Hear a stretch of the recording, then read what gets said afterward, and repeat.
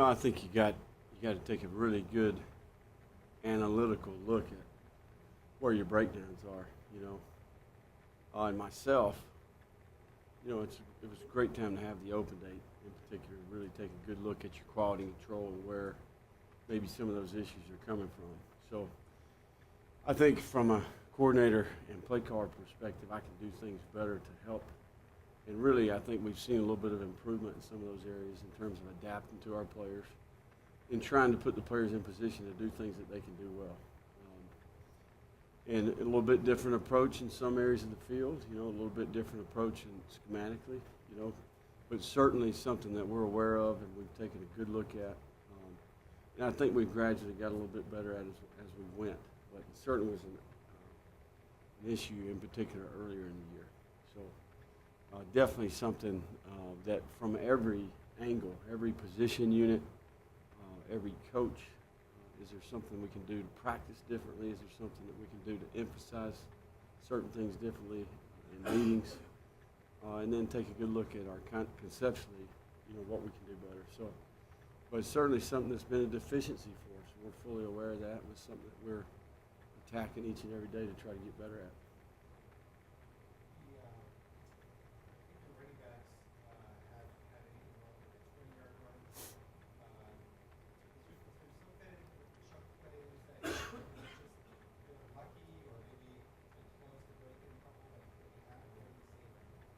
Well, it's typically a group effort.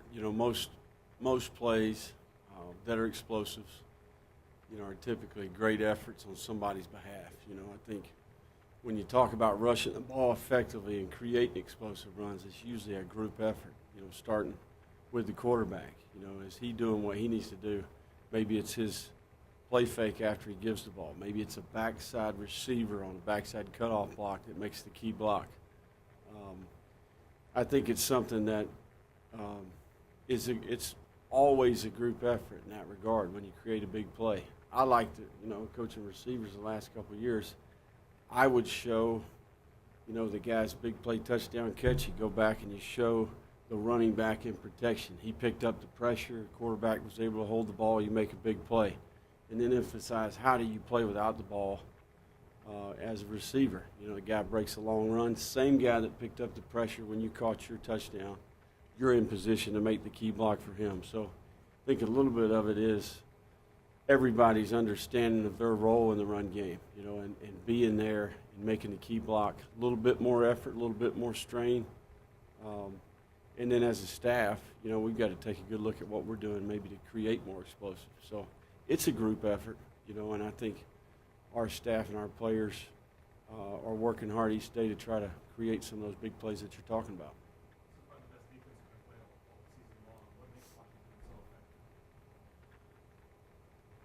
Well, first of all, in general, I think got a tremendous amount of respect for their staff, Coach Peterson, and the things that he's been able to do now at his second stop. So I think they've got a great understanding of what they're trying to accomplish, what they're taking away. I think they're aware of, okay, hey, we're going to take away this. This is maybe where we're weak. And they've worked well together. They're sound in tackling. I think they do a great job tackling, in particular in the secondary.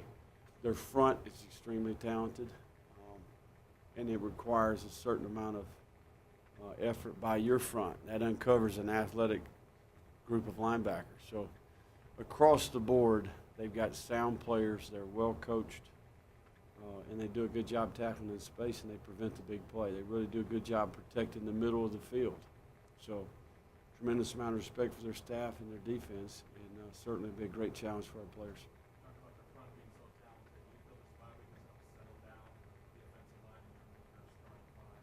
Yeah, absolutely. Really good 3 practices last week. Kind of go back to the basics. Really good fundamental work, and let some guys compete. Evaluate who practiced well and where we're headed going forward. So we practiced really, really good today.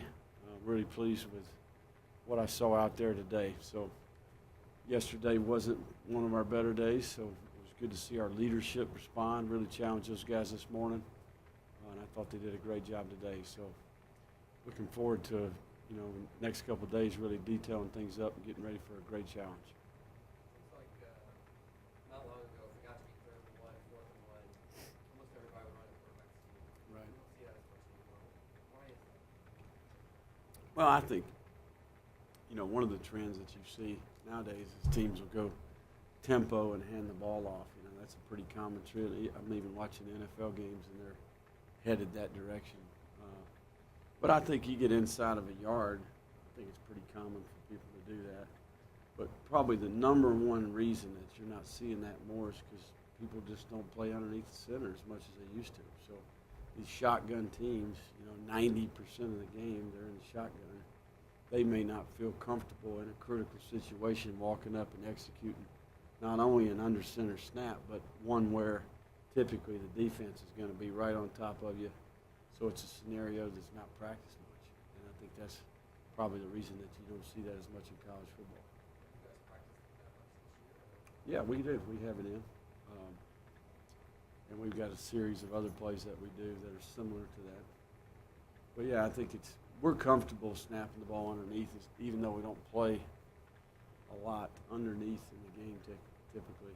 We take time in the spring and fall camp to teach that, make sure that we're ready to do that. Eventually, you're going to have to get underneath there and snap the ball in certain situations. Maybe this question piggybacks on that a little bit, but the Spartan package has really expanded as the season unfolded. I know you use some short areas to go like situations, but do you feel like it's mature where it's at now, or do you think there's even more room for that to further develop? How do you do that? Yeah, I think it's the simplest way to get the guy a ball, direct snapped it right to the guy, and when you got players like we have that are, N'Keal Harry's a very instinctive player. He's a guy who understands football. We've got other players that I think as we go forward may do some of that. So we're fortunate to have some guys that have played quarterback. We're fortunate to have some guys that can throw the ball. Some of our better skill are good with it after they catch it. So it's a simple way to remove a guy from the box, and present a new concept to the defense. And simple for us, but difficult for them. And that's typically what we're looking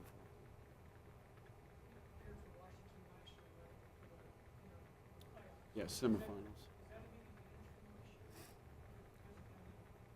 Well, it's certainly, I wouldn't say it's an advantage, but there's some familiarity, but I give them credit. You can see where they've evaluated their season last year, and they've added a few wrinkles here or there to kind of fix some of the issues that maybe they had as the season went along.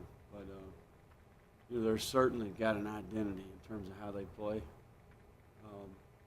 And most good football teams are that way, and they certainly understand what they're doing, why they do it, and how they need to do certain things. So it's a well-coached operation for sure. You mentioned a couple times what Manny's gone through in his life.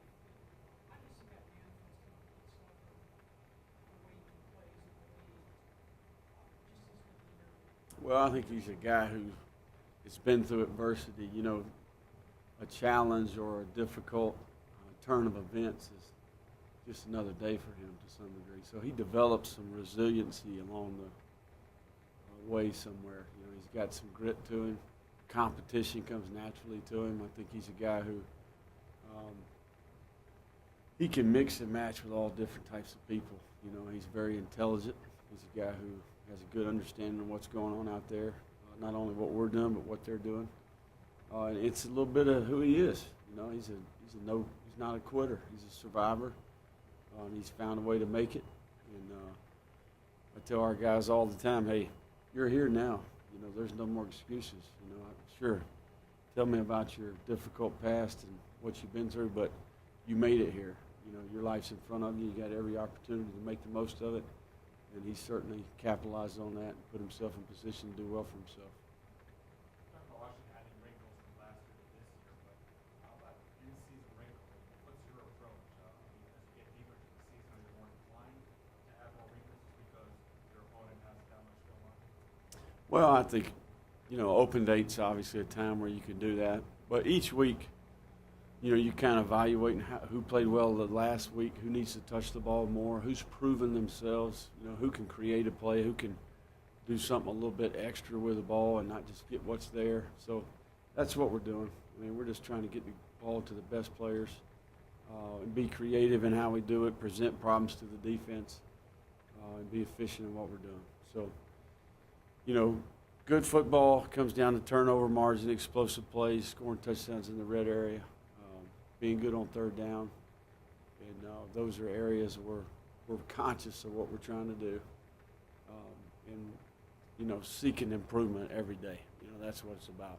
And hopefully if we can continue to get a little bit better each week as we go, fix some of the deficiencies we had in the past, we can put a good product out there and go win. Very good. There we go. Thank you.